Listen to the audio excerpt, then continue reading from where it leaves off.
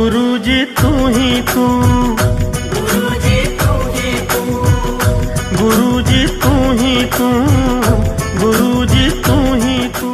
जय गुरु जी, शुक्राना गुरु जी। मैं आपको लेटेस्ट सत्संग सुनाती हूँ 31 दिसंबर का।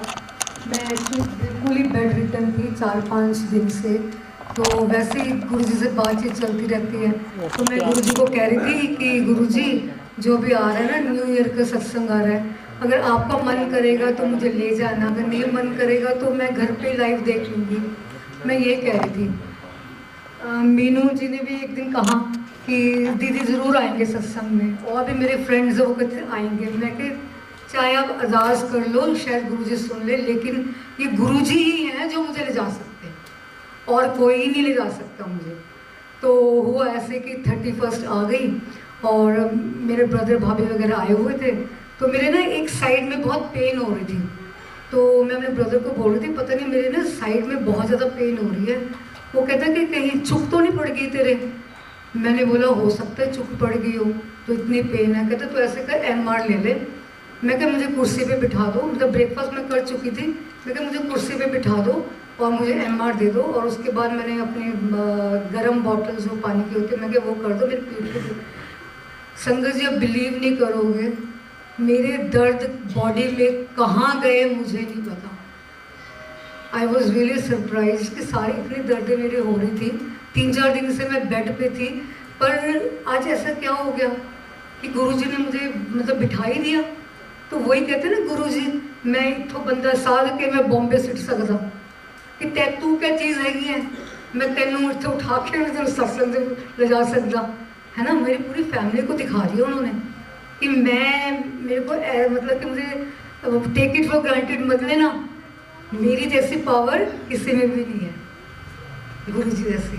तो फिर क्या हुआ कि जैसे जैसे दिन चलता गया, 2 बज गए, 3 बज गए, मेरी फ्रेंड मिन्नी का फ़ोन आया, दीदी आपने सत्संग जाना है। मैं तो वैसे ही गुरुजी ने वैसे ही मुझे तैयार कर रखा था जाने के लिए। मेरी मासी भी आई हुई थी, वो भी गुरुजी को मानती है। मैं कि आप भी तैयार हो जाओ। हम तैयार हुए और ये आ गई गाड़ी लेकर। चलो जी, हम में से ना उतरा भी नहीं जा रहा था, मानो भी नहीं है, इतनी वीकनेस थी। बट इन्होंने औखे सौखे मुझे नीचे उतारा, बस सीधे ही वो मुझे मतलब कि आप मीनू जी से पूछो, वो भी कह रहे थे संगीता ते तो पैर ही की तो पड़ रहे। बस मत्था टेका और मैं यहाँ बैठ गई, मेरे को आगे बिठा दी। अब मानोगे नहीं, पूरे सत्संग में कहीं कोई दर्द नहीं मिला। मैंने इतना इंजॉय किया, पता नहीं गुरु जी क्या ब्लेसिंग्स के लिए मुझे वहाँ पर लेकर आए थे, या मेरे परिवार को दिखा दिया उन्होंने कि मैं कुछ भी कर सकता हूँ। मुझे ऐसे वैसे मत सोच लेना, टेक इट फॉर ग्रांटेड मत ले लेना। अगर संगीता मानती है तो कुछ तो बात है गुरुजी में, ऐसे नहीं चीज़ें होती। उन्होंने करके दिखा दिया मुझे, और आप मानोगे पूरा मैंने सत्संग मतलब कि अपना इंजॉय किया। उसके बाद केक कटिंग वगैरह हुई, सारा कुछ। उसके बाद मैं आगे लेके हम चल पड़े। चलने के बाद क्या हुआ, घर पहुँचे तो मतलब कि बहुत मुश्किल से मुझे सबने चढ़ाया ऊपर, और मैं फिर बेड पे अपना चेंज करके लेट गई। मेरी मासी कहते संगीता ला मुझे टांगे दबा देती है। मैं कहती मासी कोई दर्द हो ही नहीं रही, मुझे कुछ भी नहीं हो रहा, मुझे मैं बिल्कुल ठीक हूँ। और जैसे ही 5 बजे मैं उठी, मेरी सारी दर्दें वैसी की वैसी शुरू हो गई।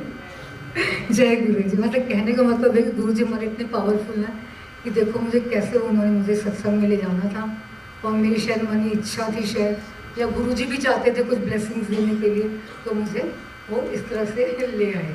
थैंक यू गुरुजी, शुक्राना बहुत बहुत।